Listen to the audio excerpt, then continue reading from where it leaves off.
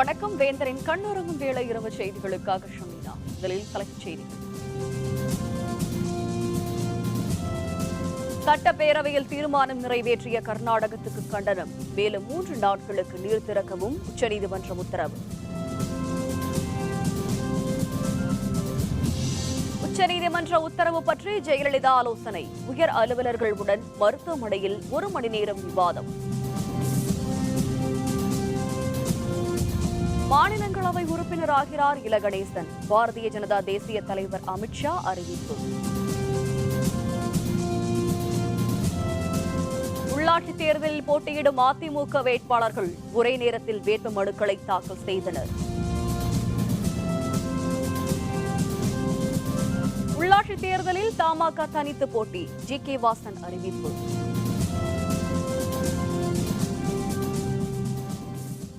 காவிரியில் மேலும் 3 நாட்களுக்கு வினாடிக்கு 6000 கன அடி நீர் திறக்க கர்நாடக அரசிற்கு உச்சநீதிமன்றம் உத்தரவிட்டுள்ளது. காவிரியிலிருந்து 21ஆம் தேதி முதல் 27ஆம் தேதி வரை நாள்தோறும் 6000 கன அடி நீர் திறந்துவிட வேண்டும் என கர்நாடக அரசிற்கு உச்சநீதிமன்றம் ஏற்கனவே உத்தரவிட்டிருந்தது. காவிரியிலிருந்து 21ஆம் தேதி முதல் 27ஆம் தேதி வரை நாள்தோறும் 6000 கன அடி நீர் திறந்துவிட வேண்டும் என கர்நாடக அரசுக்கு உச்சநீதிமன்றம் ஏற்கனவே உத்தரவிட்டிருந்தது. கர்நாடக சிறப்பு பேரவை கூட்டத்தில் நிறைவேற்றப்பட்ட தீர்மானத்தின்படி தமிழகத்திற்கு தண்ணீர் திறப்பை கர்நாடகம் நிறுத்தியுள்ளது. உச்சநீதிமன்ற உத்தரவுப்படி காவிரியில் நீர் திறக்க மறுத்த கர்நாடகம் உச்சநீதிமன்றத்தில் புதிய மனு ஒன்றை நேற்று தாக்கல் செய்தது. தமிழகத்துக்கு 6000 கன அடி தண்ணீரை திறந்துவிடக் கோரிய உச்சநீதிமன்ற உத்தரவில் திருத்தம் செய்யுமாறு அந்த மனுவில் கர்நாடகம் கூறியிருந்தது. அணைகளில் போதிய தண்ணீர் இல்லாததால் தற்பொழுது தண்ணீர் திறந்துவிட முடியாது என்றும் தற்பொழுது திறக்க வேண்டிய தண்ணீரை டிசம்பர் மாதம் திறப்பதாகவும் அந்த மனுவில் மேலும் தெரிவிக்கப்பட்டிருந்தது. அந்த மனுவை எதிர்த்து தமிழக அரசு சார்பில் தாக்கல் செய்யப்பட்ட புதிய மேல்முறையீட்டு மனுவில் கர்நாடகத்தின் கோரிக்கை உச்சநீதிமன்ற உத்தரவை மீறுவதாக உள்ளது என்றும் அந்த மனுவை விசாரிப்பது தேவையற்றது என்றும் தெரிவிக்கப்பட்டது. இரு மாநில அரசுகள் சார்பில் தாக்கல் செய்யப்பட்ட மனுக்களுக்கு உச்சநீதிமன்ற நீதிபதிகள் தீபக் மிஸ்ரா, யு லலித் ஆகியோர் கொண்ட அமர்வு முன்பு இன்று விசாரணைக்கு வந்தனர். காவிரி பிரச்சினை பற்றிய விசாரணையின் பொழுது சட்டப்பேரவையை கூட்டி தீர்மானம் நிறைவேற்றிய கர்நாடக அரசிற்கு உச்சநீதிமன்றம் கடும் கண்டனத்தை தெரிவித்துள்ளது. கர்நாடகத்தின் தீர்மானம் தங்களை கட்டுப்படுத்தாது என்று தெரிவித்த உச்சநீதிமன்ற நீதிபதிகள் கர்நாடகத்தின் நடவடிக்கை கூட்டாட்சி தத்துவத்துக்கு எதிரானது என்றும் குறிப்பிட்டது. நீதிமன்றத்தின் உத்தரவை மதிக்கவில்லை என்றால் அது நீதிமன்றத்தின் மாண்பை பாதிக்கும் என்றும் கருத்து தெரிவித்த உச்சநீதிமன்றம் தமிழகம், கர்நாடக அரசுகளுடன் மத்திய அரசு பேச்சுவார்த்தை நடத்த வேண்டும் என்றும் உத்தரவிட்டது. பேச்சுவார்த்தை குறித்த விவரங்களை வரும் வெள்ளிக்கிழமை உச்சநீதிமன்றத்தில் தெரிவிக்க வேண்டும் என்று உத்தரவிட்ட நீதிபதிகள் காவிரி மேலாண்மை வாரியம் அமைப்பது குறித்து 2 நாட்களுக்குள் மத்திய அரசு நடவடிக்கை எடுக்க வேண்டும் என்றும் அறிவுறுத்தியுள்ளனர். மேலும் நீர் திறக்க உத்தரவிட்ட 10 நாள் கால அவகாசம் இன்றுடன் முடிவடைந்த நிலையில் மேலும் 3 நாட்களுக்கு வினாடிக்கு 6000 கன அடி வீதம் காவிரியில் நீர் திறக்கவும் உச்சநீதிமன்றம் உத்தரவிட்டது. இதனையடுத்து வழக்கு விசாரணையை வரும் 30ஆம் தேதிக்கு ஒத்திவைத்து உச்சநீதிமன்றம் உத்தரவிட்டது. தமிழகத்துக்கு காவிரியில் 3 நாட்களுக்கு வினாடிக்கு 6000 கன அடி நீரை திறந்து விடுமாறு அளித்த உச்சநீதிமன்ற தீர்ப்புக்கு எதிராக கர்நாடக விவசாயிகள் மாண்டியாவில் போராட்டத்தில் ஈடுபட்டுள்ளனர். இதனால் மைசூரு, பெங்களூரு இடையே போக்குவரத்து பாதிக்கப்பட்டுள்ளது. உச்சநீதிமன்ற தீர்ப்பு வெளியான சில நிமிடங்களிலேயே கர்நாடக மாநிலம் மாண்டியா மாவட்டத்தில் விவசாயிகள் போராட்டத்தில் ஈடுபட்டனர். சாலைகளை மறித்து போராடி வருவதால் அங்கு பதற்றம் ஏற்பட்டுள்ளது. மைசூரு, பெங்களூரு மற்றும் மாண்டியா, பெங்களூரு இடையேயான போக்குவரத்தும் துண்டிக்கப்பட்டுள்ளது. உச்சநீதிமன்ற உத்தரவிட்டால் தமிழகத்திற்கு தண்ணீர் விட மாட்டோம் என்று கூறி விவசாயிகள் முழக்கமிட்டனர். மாண்டியாவில் காவல்துறை பாதுகாப்பு அதிகரிக்கப்பட்டுள்ளது. உச்சநீதிமன்ற தீர்ப்பை ஒட்டி பெங்களூருவில் கலவரம் ஏற்படுவதை தடுக்க நாள் முழுவதும் 144 தடை உத்தரவு பிறப்பிக்கப்பட்டுள்ளது. இதனிடையே உச்சநீதிமன்ற உத்தரவு பற்றி நாளை கர்நாடக அமைச்சரவை கூடி விவாதிக்க உள்ளது. அனைத்துக் கட்சி கூட்டமும் நடைபெற உள்ளது.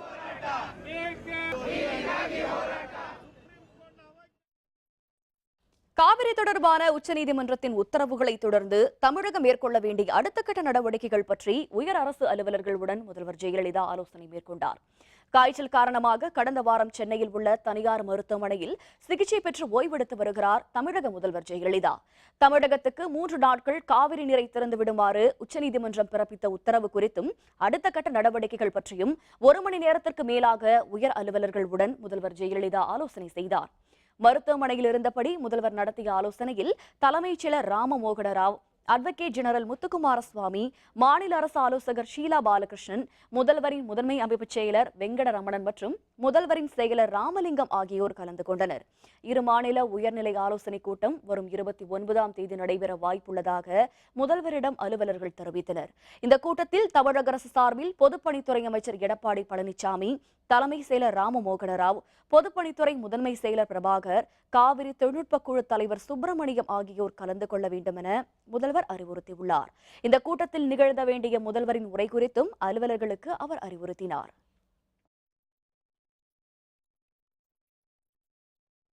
பாரதிய ஜனதா மூத்த தலைவரான இல கணேசன் மத்திய பிரதேசத்திலிருந்து மாநிலங்களவை உறுப்பினராக தேர்வு செய்யப்பட உள்ளார்.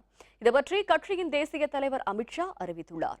மத்திய பிரதேச மாநில சட்டப்பேரவையிலிருந்து மாநிலங்களவைக்கு தேர்ந்தெடுக்கப்பட்ட நஜ்மா ஹெப்துல்லா மணிப்பூர் மாநில ஆளுநராக நியமிக்கப்பட்டுள்ளார். அவரது பதவிக்காலம் நிறைவடைந்ததால் அந்த காலியிடத்துக்கு பாரதிய ஜனதா தேசிய செயற்குழு உறுப்பினராக உள்ள இல கணேசன் தேர்வு செய்யப்படுவார் என தெரியவந்துள்ளது. இதனை கட்சியின் தேசிய தலைவர் அமித்ஷா உறுதி செய்துள்ளார். முதலில் RSS பிரச்சாரகராக தனது பொது வாழ்க்கையை தொடங்கிய தஞ்சாவூரை சேர்ந்த இல கணேசன் பின்னர் பாரதிய ஜனதாவில் பல்வேறு நிலைகளில் கட்சி பணியாற்றியுள்ளார். மாநிலங்களவை உறுப்பினர் பதவி தனக்கு வழங்கப்பட்டிருப்பது தனது உழைப்புக்கு கட்சி வழங்கிய அங்கீகாரம் என்று தெரிவித்த இல கணேசன் இந்த அறிவிப்பு மகிழ்ச்சி அளிப்பதாக குறிப்பிட்டார். மேலும் தமிழகத்தின் நலனுக்காக தொடர்ந்து பாடுபடுவேன் என்றும் அவர் தெரிவித்தார். என்னை மத்திய பிரதேசத்திலிருந்து அங்கு காலியாக உள்ள ராஜ்யசபா ஸ்தானத்திற்கு வேட்புமனு தாக்கல் செய்ய சொல்லி தகவல் வந்திருக்கிறது என்பது உண்மை. ஆனால் முறையாக அறிவிக்கிற பொறுப்பு மத்திய தலைமை அறிவிப்பார்கள், விரைவில் அறிவிப்பார்கள். தமிழகம் முழுவதும் உள்ளாட்சி தேர்தலில் போட்டியிடும் அதிமுக வேட்பாளர்கள் இன்று ஒரே நாளில் தங்களது வேட்பு மனுக்களை தாக்கல் செய்தனர். தமிழகம் முழுவதும் உள்ளாட்சி தேர்தலில் போட்டியிடும் வேட்பாளர்கள் பட்டியலை அதிமுக தலைமை கழகம் நேற்று வெளியிட்டது.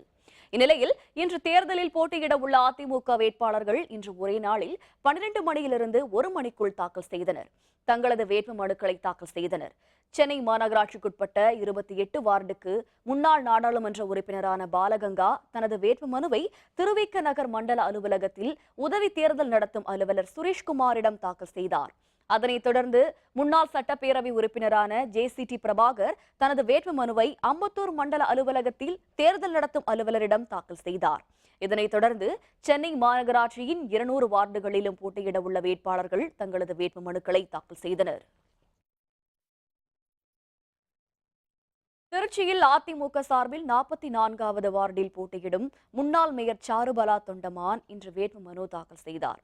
பொன்மலை கோட்ட அலுவலகத்தில் தேர்தல் அலுவலரிடம் வேட்பு மனுவை தாக்கல் செய்த பின்னர் செய்தியாளர்களுடன் பேசிய சாருபாலா தொண்டமான் தனக்கு வாய்க்கப்பட்டதற்கு நன்றி தெரிவித்துக் கொண்டார். மேலும் வெற்றிக்கு முழு மூச்சாக பாடுபடுவேன் என்றும் அவர் தெரிவித்தார். புரட்சி தலைவி டாக்டர் அம்மா அவர்கள் எனக்கு 44வது வார்டில் வேட்புமனை தாக்கல் செய்வதற்கான உத்தரவை வழங்கியிருக்கின்றார்கள். அதற்கேற்ப இன்றைக்கு நான் இந்த வேட்புமனுவை இங்கே தாக்கல் செய்திருக்கின்றேன். தேர்தலை சந்தித்து மிக சிறப்பாக இரட்டை சின்னத்தில் நான் வெற்றி பெறுவேன் என்பதை மகிழ்ச்சியோடு தெரிவித்துக் கொள்கின்றேன். அம்மா அவர்கள் பூர்ண நலத்தோடு எங்களை வாழ்த்துவார்கள். திருச்சியில் தற்போதைய மேயராக பதவி வகிக்கும் மேயர் ஜெயா கோ அபிஷேகபுரம் கோட்ட அலுவலக உதவி தேர்தல் அலுவலர் கண்ணனிடம் தனது வேட்பு மனுவை தாக்கல் செய்தார். மனுவை தாக்கல் செய்துவிட்டு செய்தியாளர்களுடன் பேசிய மேயர் ஜெயா தனக்கு மீண்டும் வாய்ப்பளித்த முதல்வர் ஜெயலலிதாவுக்கு நன்றியை தெரிவித்துக் கொண்டார்.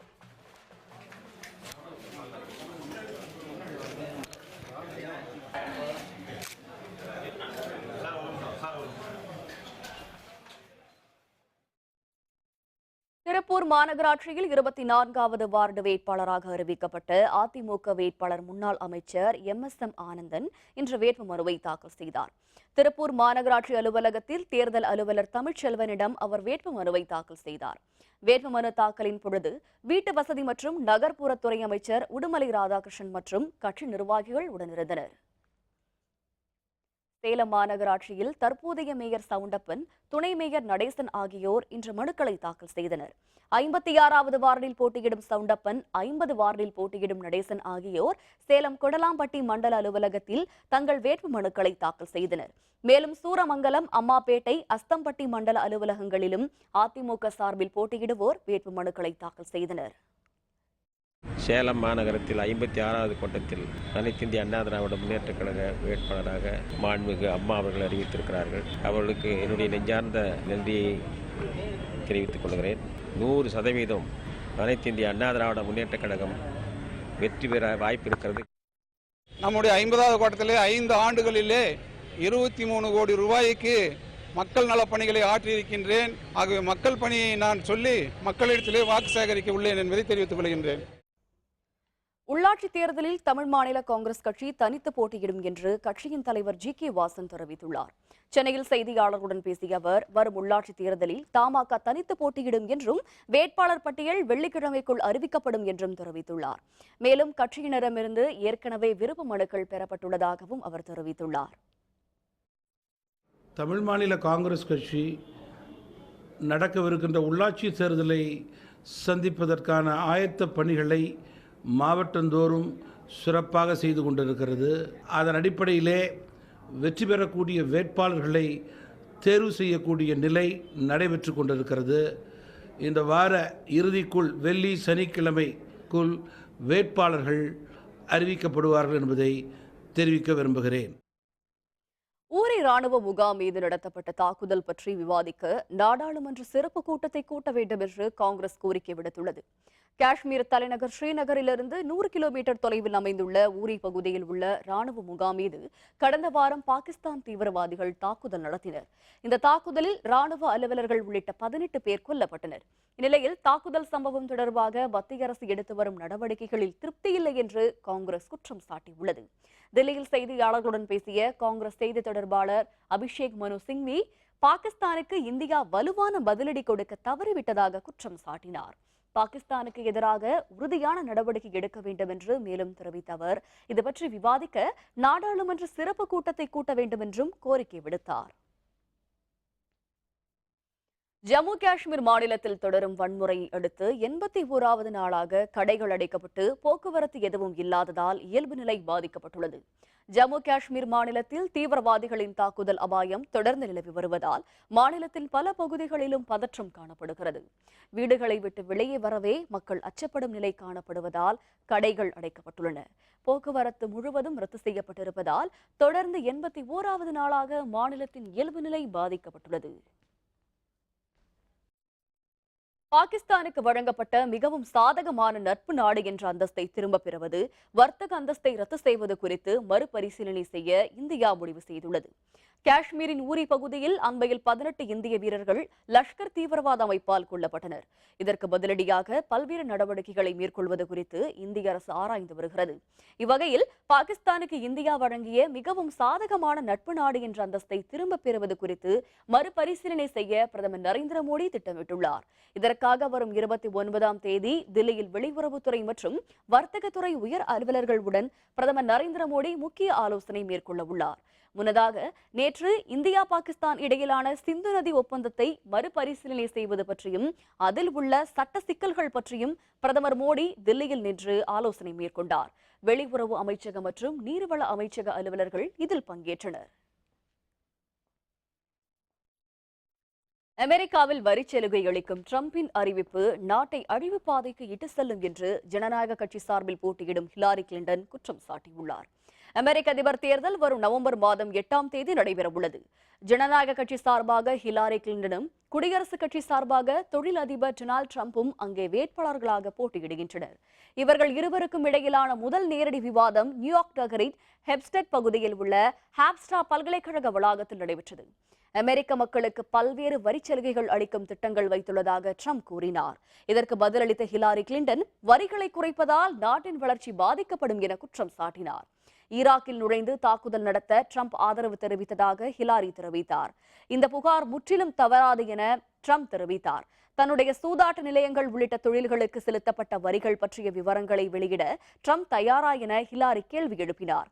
இதனையடுத்து அழைக்கப்பட்ட 33,000 மின் அஞ்சல்களில் என்ன இருந்தது என ஹிலாரி தெரிவிக்க முன்வந்தால் வரிகள் பற்றிய தகவல்களை வெளியிட தயார் என்றும் குறிப்பிட்டார். வெப்பச்சலனத்தின் காரணமாக தமிழகத்தில் பரவலாக மழை பெய்ய வாய்ப்பிருப்பதாக சென்னை வானிலை மையம் தெரிவித்துள்ளது. வெப்பச்சலனத்தின் காரணமாக வரும் 24 மணி நேரத்தில் வட தமிழகத்தின் ஒரு சில இடங்களிலும் தென் தமிழகத்தை பொறுத்தவரை ஓரிரு இடங்களிலும் மழை பெய்ய வாய்ப்பிருப்பதாக சென்னை வானிலை ஆய்வு மையம் தெரிவித்துள்ளது. கடந்த 24 மணி நேரத்தில் கொடைக்கானலில் 3.2 மில்லிமீட்டரும் வால்பாறையில் 4.6 மில்லிமீட்டர் மழை பதிவாகி இருப்பதாகவும் சென்னையை பொறுத்தவரையில் வானம் மேகமூட்டத்துடன் காணப்படும் எனவும் மாலை அல்லது இரவு நேரங்களில் மழை பெய்ய வாய்ப்பிருப்பதாக சென்னை வானிலை மையம் தெரிவித்துள்ளது. உலக சுற்றுலா நாள் கொண்டாட்டம், மலை ரயிலில் வந்த பயணிகளுக்கு பூங்கொத்து. விவரம் விளம்பர இடைவேளைக்கு பிறகு.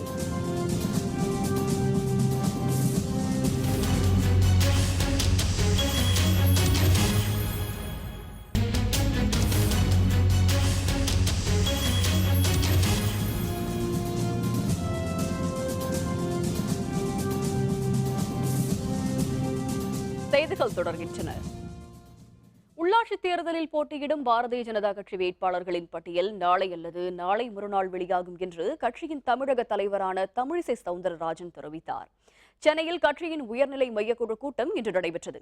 கூட்டத்தில் உள்ளாட்சித் தேர்தலில் போட்டியிடும் வேட்பாளர்கள் பற்றி ஆலோசிக்கப்பட்டது. தேர்தலை எதிர்கொள்வது பற்றி கட்சியின் முக்கிய நிர்வாகிகளிடம் கருத்துக்கள் கேட்கப்பட்டன. இந்த கூட்டத்தில் கட்சியின் தேசிய செயலர் முரளிதர ராவ், மாநில தலைவர் தமிழிசை சவுந்தரராஜன், மூத்த தலைவர் இளகணேசன் உள்ளிட்டோர் கலந்து கொண்டனர்.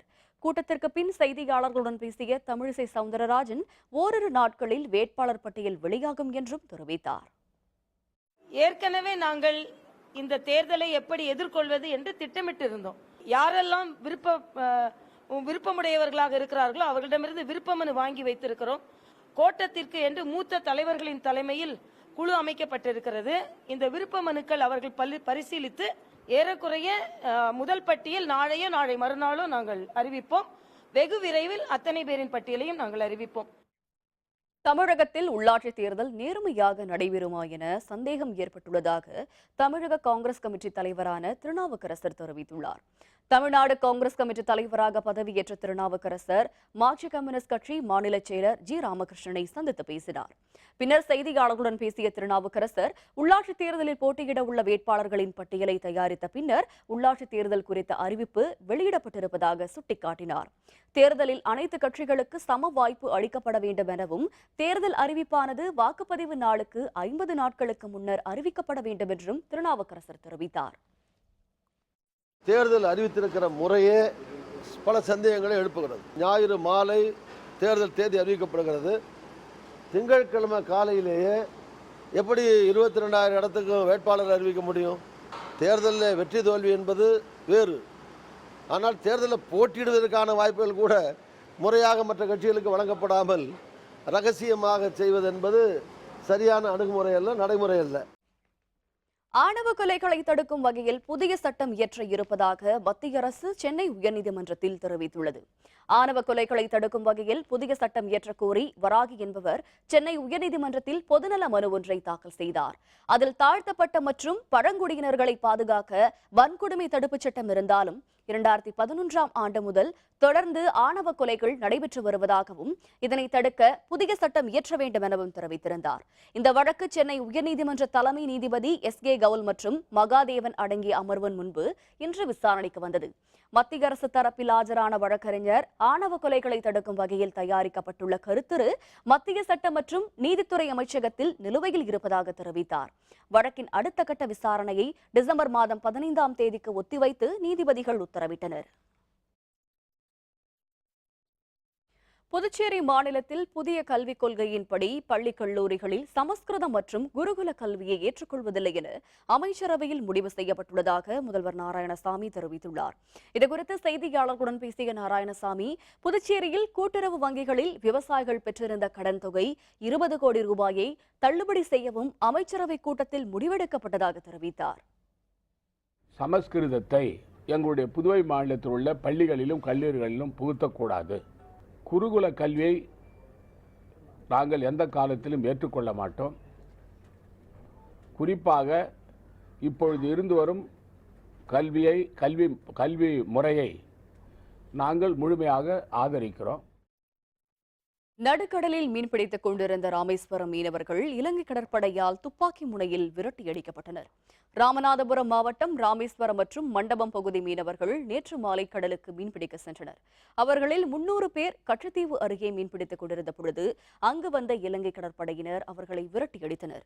துப்பாக்கி முனையில் விரட்டியடிக்கப்பட்ட மீனவர்கள் 100 படகுகளோடு கரைக்கு திரும்பினர். இலங்கை கடற்படையினரின் தொடர் அட்டூழியம் பெரும் பாதிப்பை ஏற்படுத்துவதாக மீனவர்கள் கவலை தெரிவித்துள்ளனர். நேற்று காலையில் கிட்டத்தட்ட ஒரு 150 ஓட்டு கடலுக்கு போச்சு. அதோட போனோடனே நம்ம பாடலே நெய் வலையெல்லாம் வெட்டி விட்டு துப்பாக்கி வானத்தை பார்த்து சுட்டு மீனவர் பூரா வெட்டி விட்டாங்க. இதனால் ஒவ்வொரு போட்டுகளுக்கு 20,000 30,000 நஷ்டம் வரும். இதனால் ரொம்ப வாழ்வாதாரம் பாதிக்குது. இலங்கை கடற்படை அடிச்சு விரட்டி மடிபலகையை வெட்டி விட்டு ரொம்ப துன்புறுத்தி அனுப்புறாங்க. எங்களுடைய வாழ்வாதாரமே முழுசா அழிஞ்சு போயிருக்கு. எங்களுடைய மீனவர்கள் பிரச்சனையை தீர்த்து கொடுக்கலைன்னா எங்களுடைய மீனவர்கள் மத்திய அரசு மீது கண்டனம் தெரிவித்து பல போராட்டங்களை நடத்த வேண்டிய நிலைமையில இருக்கும். இலங்கை சிறைகளில் இருந்து விடுதலையான தமிழக மீனவர்கள் இந்திய கடலோர காவல் படையிடம் ஒப்படைக்கப்பட்டனர். புதுக்கோட்டை மாவட்டம் ஜெகதாப்பட்டினத்தை சேர்ந்த மீனவர்கள் 4 பேர் கடந்த மாதம் 13ஆம் தேதி கடலுக்கு மீன்பிடிக்க சென்ற பொழுது இலங்கை கடற்படையால் கைது செய்யப்பட்டனர். அவர்களை விடுவிக்க வலியுறுத்தி மீனவர்கள் உண்ணாவிரதம் உள்ளிட்ட போராட்டங்களில் ஈடுபட்டனர். அதனையடுத்து கடந்த 20ஆம் தேதி ஊர்காவல் நீதிமன்றத்தில் ஆஜர்படுத்தப்பட்ட பொழுது அவர்களை விடுதலை செய்து உத்தரவிடப்பட்டது. இந்நிலையில் விடுதலையான 4 மீனவர்களும் இந்திய கடல் எல்லையில் கடலோர காவல் படையிடம் ஒப்படைக்கப்பட்டனர். அவர்கள் விரைவில் தங்கள் சொந்த ஊர்களுக்கு திரும்புவார்கள் என்று எதிர்பார்க்கப்படுகிறது. கோவை மாநகராட்சியில் துணை மேயர் மற்றும் வார்டுகளுக்கு அறிவிக்கப்பட்டுள்ள வேட்பாளர்கள் இன்று வேட்பு மனுக்களை தாக்கல் செய்தனர். கோவை மாநகராட்சியில் உறுப்பினர் பதவிகளுக்கு போட்டியிடும் அதிமுக வேட்பாளர்கள் இன்று மாநகராட்சி அலுவலகங்களில் மனு தாக்கல் செய்தனர். 73வது வார்டில் போட்டியிடும் துணை மேயர் லீலாவதி உன்னி சொந்த கட்சியினரின் எதிர்ப்புகளுக்கு மத்தியில் கோவை மாநகராட்சி அலுவலகத்தில் மனு தாக்கல் செய்தார். 73, 79, 80 ஆகிய வார்டுகளில் போட்டியிடும் வேட்பாளர்கள் உள்ளிட்ட பலரும் இன்று வேட்பு மனுக்களை தாக்கல் செய்தனர். கோவை தொண்டாமுத்தூர் பகுதியைச் சேர்ந்த சம்பத் என்பவர் காவடி எடுத்து வந்து வேட்பாளர்களுக்கு ஆதரவு தெரிவித்தார். உள்ளாட்சித் தேர்தலில் வாய்ப்பு கிடைக்காத அதிமுக நிர்வாகிகள் திருச்சியில் அமைச்சரின் காரை வழிமறித்து முற்றுகை போராட்டத்தில் ஈடுபட்டனர். திருச்சி மாநகராட்சிக்குட்பட்ட 65 வார்டுகளில் போட்டியிடும் வேட்பாளர்களின் பட்டியல் நேற்று அறிவிக்கப்பட்டது. இதில் வாய்ப்பு கிடைக்காததால் அதிருப்தி அடைந்த அதிமுகவினர் திருச்சி மாநகர மாவட்ட அதிமுக அலுவலகத்தை முற்றுகையிட்டு ஆர்ப்பாட்டத்தில் ஈடுபட்டனர். உண்மையான தொண்டர்களுக்கு வாய்ப்பு வழங்கப்படவில்லை என குற்றம் சாட்டி அமைச்சரின் காரை முற்றுகையிட்டு அவர்கள் ஆர்ப்பாட்டம் நடத்தினர். அறிவிக்கப்பட்டுள்ள வேட்பாளர்களை திரும்ப பெற வேண்டும் என்றும் அவர்கள் வலியுறுத்தினர். மாவட்ட செயலர் இருக்கிற ஆளு இன்னொருத்தர்கிட்ட இருக்கிற ஆளுகிட்ட சீட்டு கொடுத்தா நாங்களாம் அப்ப யார்கிட்ட போறது? ஆனா இவங்க எங்கன்னா எனக்கு 2 கோஷ்டியா இருந்து 2 கோஷ்டியா பிரிச்சுக்கிட்டாங்க. அப்ப நாங்க எங்க போறது சீட்டுக்கு? அப்ப உழைக்கிறதுக்கு என்ன எங்களுக்கு எல்லாம் எப்படி வரும்? நாங்க ஒவ்வொரு வருஷமா ஒவ்வொரு திருப்பம் 4 திருப்பம் சீட்டு கட்டோம். 4 திருப்பம் சீட்டு கட்டினாலும் அவங்க ஏமாத்திக்கிட்டே இருக்கிறாங்க. அவங்களுக்கு பிடிச்சவங்களுக்கா சீட்டு கொடுத்துக்கிறாங்க. பணம் கொடுத்தாதான் சீட்டு தருவேங்கிறாங்க. இதே மாதிரிதான் செய்யறாங்க. சீட்டு கொடுத்து விழுப்புரம் மாவட்டத்தில் உள்ள 47 மாவட்ட கவுன்சிலர் பதவிகளுக்கு அதிமுகவினர் இன்று மனு தாக்கல் செய்தனர். உள்ளாட்சித் தேர்தல் அடுத்த மாதம் 17 மற்றும் 19 ஆகிய 2 பிரிவுகளாக நடத்தப்படுகிறது. அதனை ஒட்டி மனு தாக்கல் நேற்று துவங்கின. தேர்தலில் போட்டியிடும் அரசியல் கட்சிகள் வேட்பாளர்கள் மனு தாக்கல் செய்து வருகின்றனர். அதன்படி மாவட்ட கவுன்சிலர் பதவிக்கான வேட்பு மனுக்களை அதிமுகவினர் இன்று தாக்கல் செய்தனர். மாவட்டத்தில் மொத்தமுள்ள 47 மாவட்ட கவுன்சிலர் பதவிக்கான வேட்பு மனு இன்று அனைத்து ஒன்றிய அலுவலகத்திலும் அதிமுக சார்பில் தாக்கல் செய்யப்பட்டது. அதன்படி விழுப்புரம் அடுத்துள்ள கோலியானூர் ஒன்றிய அலுவலகத்தில் மாவட்ட கவுன்சிலர் பதவிகளுக்கு போட்டியிடும் விஜய சுரேஷ் பாபு, சுந்தரிஜன் லட்சுமி ஆகியோர் உதவி தேர்தல் அலுவலரிடம் மனு தாக்கல் செய்தனர். திண்டுக்கல் மாநகராட்சியில் தற்பொழுது உள்ள மேயரின் மகள் உள்பட அதிமுக சார்பில் போட்டியிடும் 48 வார்டு உறுப்பினர்களுக்கு தங்களது வேட்பு மனுக்கள் தாக்கல் செய்தனர். தமிழகத்தில் அடுத்த மாதம் உள்ளாட்சித் தேர்தல் நடைபெறவுள்ள நிலையில் திண்டுக்கல் மாநகராட்சியில் உள்ள 48 வார்டுகளில் அதிமுக சார்பில் போட்டியிடும் வேட்பாளர்கள் மாநகராட்சி அலுவலகத்தில் உள்ள தேர்தல் அலுவலரிடம் வேட்பு மனுவை தாக்கல் செய்தனர்.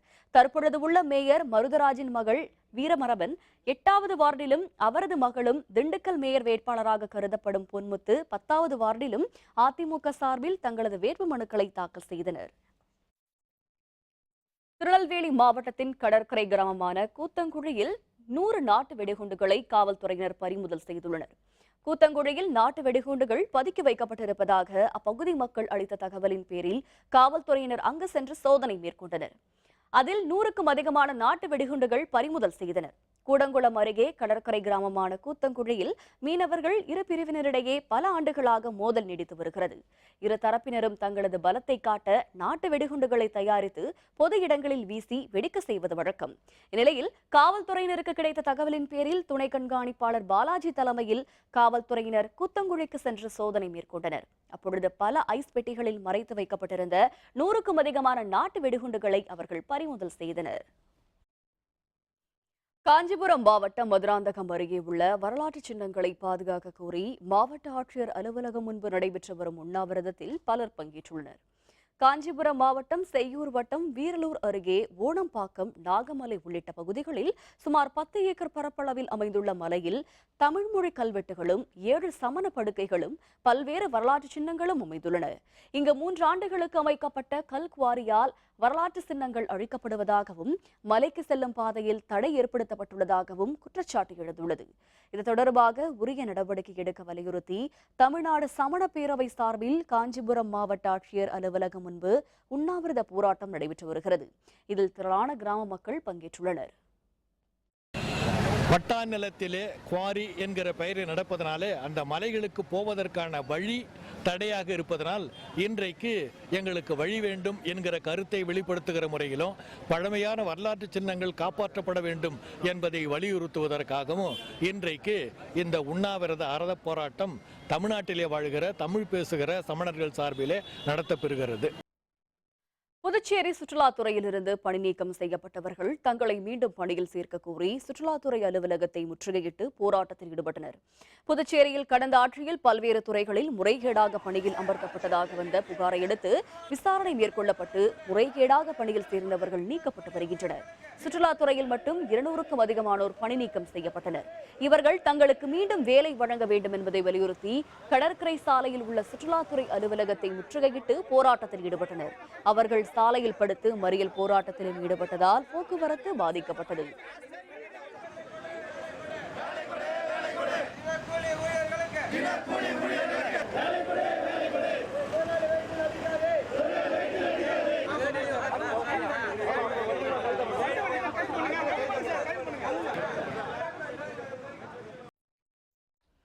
திருநெல்வேலி மாவட்டம் களக்காடு பகுதியில் மக்களை அச்சுறுத்தி வந்த கரடியை வனத்துறையினர் கூண்டு வைத்து பிடித்தனர்.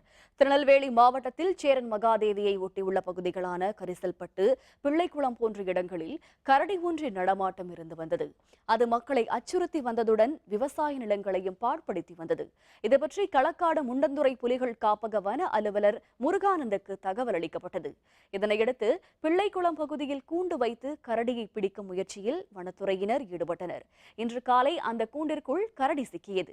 கடந்த 3 மாதங்களுக்கு முன்பு இதே இடத்தில் கிணற்றில் விழுந்த ஒரு கரடி மீட்கப்பட்டு காட்டிற்குள் விரட்டப்பட்டது.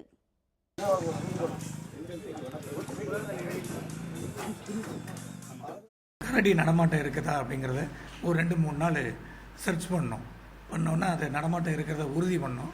கேப்சர் பண்ணுறதுக்காக கூண்டு வச்சுருந்தோம். இன்னைக்கு காலையில் இந்த கரடி உள்ளே கேப்சர் ஆகிடுச்சு.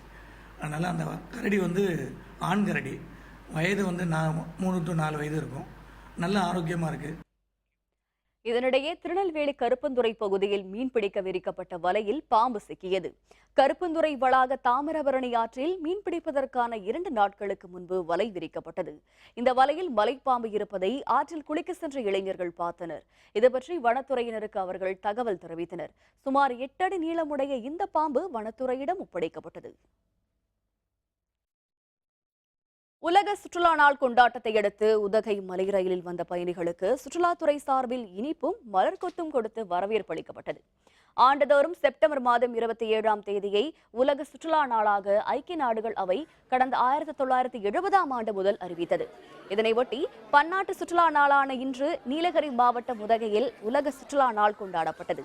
இதில் நீலகிரி மலை ரயிலில் உதகைக்கு வந்த சுற்றுலா பயணிகளையும் வெளிநாட்டு சுற்றுலா பயணிகளையும் பாரம்பரிய முறைப்படி மலர் கொடுத்தும் இனிப்பு வழங்கியும் சுற்றுலாத்துறை அலுவலர்கள் வரவேற்றனர்.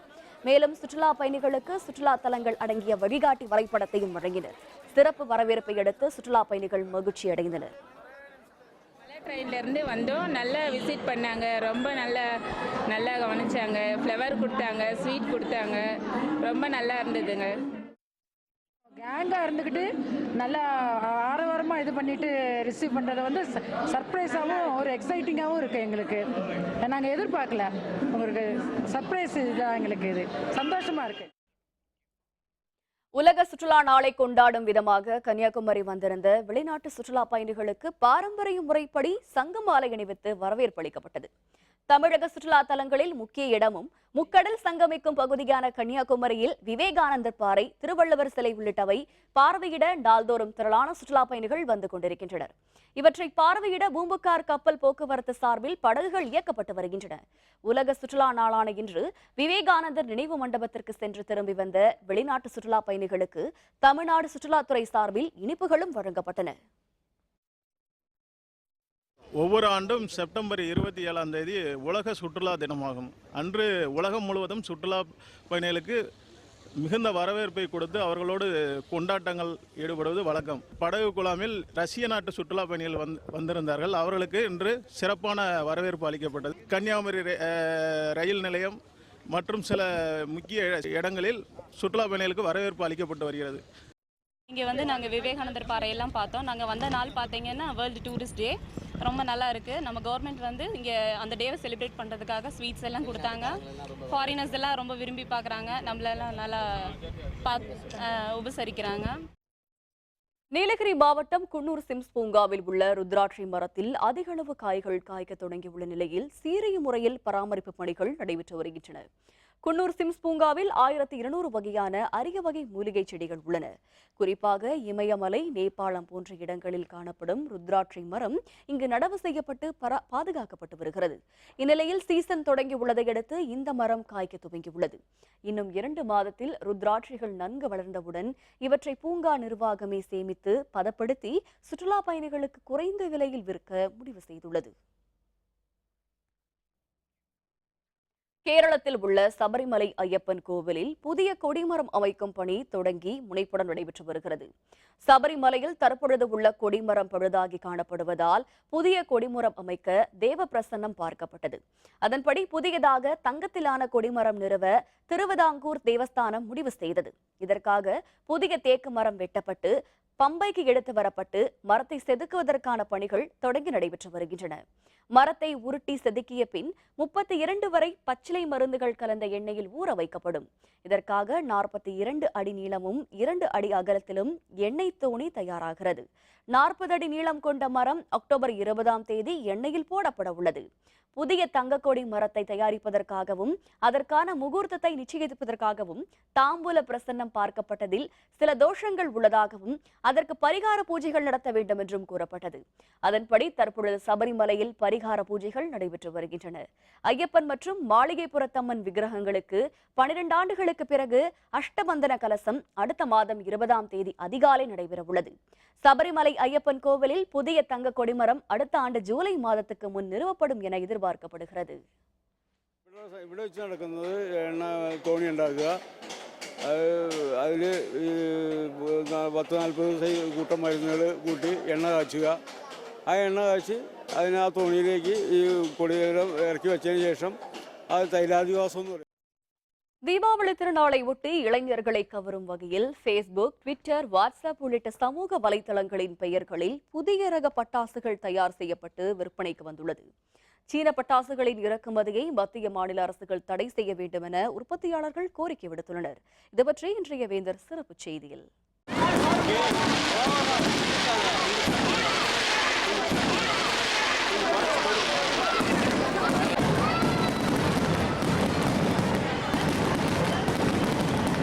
தீபாவளி என்றவுடன் குழந்தைகள் முதல் பெரியவர்கள் வரை அனைவருடைய நினைவிலும் வருவது பட்டாசுதான். குட்டி ஜப்பான் என்று அழைக்கப்படும் சிவகாசி பட்டாசு உற்பத்தியில் முக்கிய பங்கு வகிக்கிறது.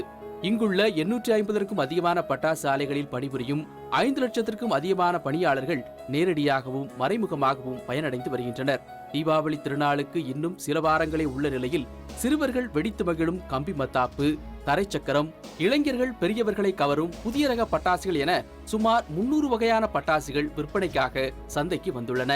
சிவகாசியில் தயாரிக்கப்படும் பட்டாசுகள் இந்தியாவின் 90% தேவையை பூர்த்தி செய்கிறது. பட்டாசு ஆலைகளின் எண்ணிக்கை அதிகரித்து வருவது போல் வாடிக்கையாளர்களின் எதிர்பார்ப்பை நிறைவேற்றும் வகையில் ஆண்டுதோறும் எண்ணற்ற புதிய ரக பட்டாசுகளும் அறிமுகப்படுத்தப்பட்டு வருகின்றன. வானில் பல வர்ணஜாலங்களை காட்டும் ஃபேன்சி ரக பட்டாசுகளை வாடிக்கையாளர்கள் விரும்புவதால் அதன் உற்பத்தி பல மடங்கு அதிகரித்துள்ளது. இந்த வகையான பட்டாசுகளுக்கு வரவேற்பு ஏற்பட்டுள்ளதால் தமிழகம் மற்றும் வெளிநாடுகளிலிருந்து ஆர்டர்கள் வரப்பெற்று விற்பனை தொடங்கியுள்ளதாக கூறுகின்றனர் வணிகர்கள். எங்கள் கம்பெனியில் வந்து ஃபுல்லாக ஃபேன்சி வெடி தான் தயாரிக்கிறோம். அதுபோக எக்ஸ்ட்ரா வந்து பார்த்திங்கன்னா 7 ஸ்டெப்புன்ற ஒரு வெடி வந்து பண்ணுறோம். இந்த வெடி வந்து சாதாரணமாக ஃபேன்சி மாதிரி அடுத்த டயத்தில் போய் சிங்கிளாக வெடிக்காமல் 250 அடி ஹைட்டில் போய் அடுத்த டயத்தில் 7 தான் வெடிக்கும். இந்த வெடி வந்து மக்கள் மத்தியில் நல்ல ஒரு வரவேற்பை ஏற்படுத்தியிருக்கு. இந்த வெடி வந்து பார்த்திங்கன்னா தமிழ்நாடு மட்டும் இல்லாமல் பஞ்சாப், டெல்லி, ஹரியானா, குஜராத்து இந்த மாநிலங்கள்லாம் வந்து நிறையா ஆர்டர்ஸ் கொடுத்துருக்காங்க. குழந்தைகளை கவரும் வகையில் சோட்டா பீம், கார்ட்டூன் இது போன்ற புதிய ரகங்களை குழந்தைகளுக்காக தயார் பண்ணியிருக்காங்க உற்பத்தியாளர்கள். கடந்த ஆளை போல இந்த ஆண்டு அதிகமாக விற்பனைக்கு இந்த புது ரகங்களை விரும்பி மக்கள் வாங்கி கொண்டிருக்கிறார்கள். ஒரு 5 லட்சம் தொழிலாளர்கள் இதில் ஈடுபடுகின்றார்கள். அவர்களுடைய வாழ்வாதாரம் கேள்விக்குறியாக உள்ளது. காரணம், இந்த சீன பட்டாசு கொஞ்சம் வர்றதுனால அது கொஞ்சம் சங்கடமாக இருக்கும் தொழிலாளர்கள். இதை தமிழக அரசாங்கம் இதில் கொஞ்சம் பாதுகாப்பு கொடுத்தாங்கன்னா இது இந்த தொழில் நல்லாக இருக்கும். ஒவ்வொரு ஆண்டும் சிறப்பு பெற்று விளங்கும் நடிகர்கள், திரைப்படங்கள், புதிய ரக ஆடைகளின் பெயர்களில் வாடிக்கையாளர்களை கவருவதற்காக உற்பத்தியாளர்கள் புதிய ரக பட்டாசுகளை அறிமுகப்படுத்துகின்றனர். குழந்தைகளை கவரும் வகையில் கார்ட்டூன் படங்கள் கொண்ட பட்டாசுகளும் தயாரிக்கப்பட்டுள்ளன. தற்போது நவீன தொழில்நுட்ப வளர்ச்சியில் முக்கிய பங்கு வகித்து வரும் ஃபேஸ்புக், ட்விட்டர், வாட்ஸ்அப் உள்ளிட்ட சமூக வலைதளங்களின் பெயர்களிலும் செல்பி பிரியர்கள் விரும்பும் வகையில் செல்பி ரக பட்டாசுகளும் உற்பத்தி செய்யப்படுகின்றன. சென்னை, கோயம்புத்தூர் போன்ற பெருநகரங்களில் வசிப்பவர்கள் நண்பர்கள், உறவினர்களுக்கு தீபாவளி பட்டாசுகளை பரிசாக வழங்க சிவகாசிக்கு நேரடியாகவே வந்து புதிய ரக பட்டாசுகளை வாங்கி செல்கின்றனர். ஃபஸ்ட் டைம் இங்கே வரேன். நிறைய ஐட்டம், புது ஐட்டம்லாம் வந்திருக்கு. ஃபேஸ்புக்கு, ட்விட்டரு, வாட்ஸ்அப்லாம் வந்திருக்கு. இவ்வளோ வருஷமாக நாங்கள் இதெல்லாம் மொபைலில் தான் பார்த்துருக்கோம். இதுதான் ஃபஸ்ட் டைம் பட்டாசு கடையில் இது பண்ணுறோம். மேற்கொண்டு நாங்கள் வருஷம் இந்த பக்கம் கடைக்கு வந்து வாங்கலாம்னு அபிப்பிராயப்படுறோம். வருஷம் சிவகாசியில் வந்து பட்டாசு வாங்கிட்டு இருக்கேன். இது 3வது வருஷமாக வந்து வாங்கிட்டு இருக்கேன். இந்த எங்களுக்கு ரொம்ப பிடிச்சிருக்கு. சிவகாசியில் வாங்கிட்டு போகிறனால கூடுதல் விலை வந்து ரொம்ப கம்மியாக இருக்குது. அதாவது புது ஐட்டம்லாம் வந்திருக்கு. குழந்தைங்களுக்கான புது ஐட்டமும் வந்திருக்கு. புது ஐட்டம் கார்ட்டூன் கூட சொல்லலாம். அதெல்லாம் கூடுதல் டைம் வாங்கிட்டு போயிட்டுருக்கோம். கடந்த ஆண்டு சீன பட்டாசுகளின் சட்டவிரோத இறக்குமதிக்கு தடை விதித்தது போன்று இந்த ஆண்டும் தடை செய்ய வேண்டும் என பட்டாசு உற்பத்தியாளர்கள், வணிகர்கள் மத்திய மாநில அரசுகளுக்கு கோரிக்கை விடுத்துள்ளனர். வேந்தர் செய்திகளுக்காக விருதுநகரிலிருந்து செய்தியாளர் பா பொன்ராஜ். தாய்வானில் தொடரும் சூறாவளியுடன் கனமழை, இயல்பு வாழ்க்கை பாதிப்பு. விவரம் விளம்பர இடைவேளைக்கு பிறகு.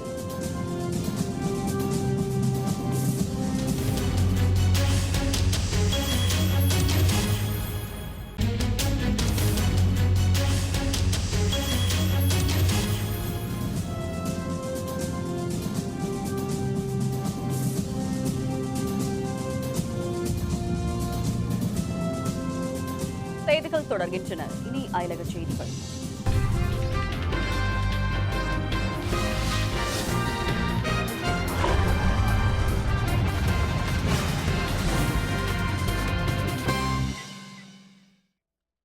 தாய்வானில் பலத்த சூறாவளி காற்றுடன் பெய்து வரும் கனமழையால் இயல்பு வாழ்க்கை பெரிதும் பாதிக்கப்பட்டுள்ளது. தாய்வானில் மெக்கி புயல் காரணமாக பல்வேறு பகுதிகளில் கனமழை பெய்து வருகிறது. இந்த புயல் காரணமாக தைப்பே நகரில் பலத்த சூறாவளி காற்று வீசுகிறது. இந்நிலையில் தைப்பேவை நோக்கி நகரும் புயலால் தாழ்வான பகுதிகளில் வசிக்கும் 5300க்கும் அதிகமானோர் பாதுகாப்பான இடங்களுக்கு அப்புறப்படுத்தப்பட்டு வருகின்றனர். இந்த புயல் மழையால் பல இடங்களில் மரங்களும் மின் கம்பங்களும் வேரோடு சாய்ந்தன.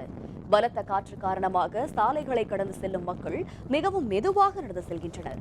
இருப்பினும் அவர்களின் குடைகள் காற்றின் வேகத்தால் சேதமடைந்துள்ளன. மழை காரணமாக பள்ளி, கல்லூரிகளுக்கு விடுமுறை அளிக்கப்பட்டுள்ளது. சாலை போக்குவரத்தும் விமான சேவையும் பெரிதும் பாதிக்கப்பட்டுள்ளன. கனமழை சூறாவளியால் சுற்றுலா பயணிகள் தங்களது அறைகளிலேயே முடங்கியுள்ளனர். தைப்பேவில் கனமழை தொடரும் என அறிவிக்கப்பட்டுள்ள நிலையில் பல்வேறு இடங்களில் ஏற்பட்ட நிலச்சரிவில் சிக்கி 32க்கும் அதிகமானோர் காயமுற்றனர்.